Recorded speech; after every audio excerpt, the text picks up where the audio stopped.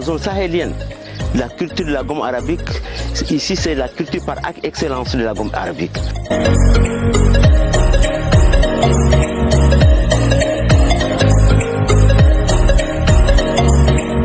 Avec le changement climatique, on n'arrive plus à cultiver. Maintenant, on est rentré jusque dans le lit même du lac.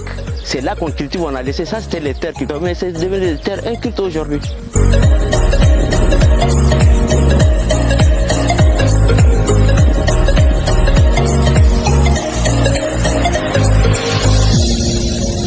C'est un champ dans le temps qui commence depuis à Djindikassou pour terminer au bord du fleuve ici. Mais aujourd'hui, on a pris dans le sens inverse à cause du manque d'eau. Donc, ce n'est que cette superficie qu'on est en train de travailler actuellement.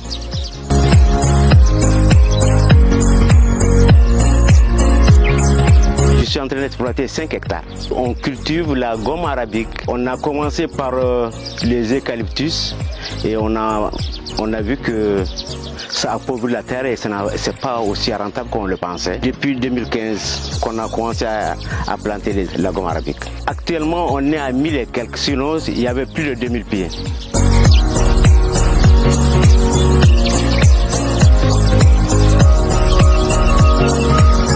La culture de la gomme arabique. Et c'est quelque chose qui est rentable pour moi, pour les autres paysans, pour la ville de Gounda et pour le pays.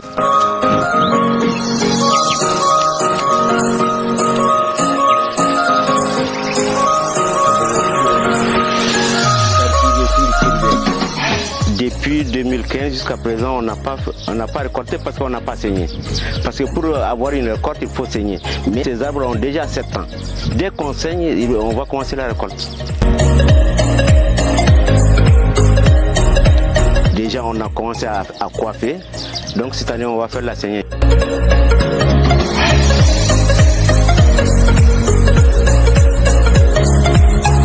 Si on avait un forage, ce champ, on aurait pu le prolonger jusqu'à 10 hectares parce qu'on a cet espace.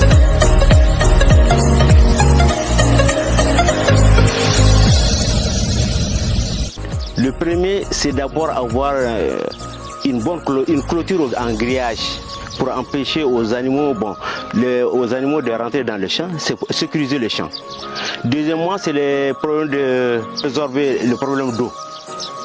Donc, c'est-à-dire avoir un forage, le problème de clôture, sécuriser le champ, problème d'eau pour pouvoir planter d'autres arbres.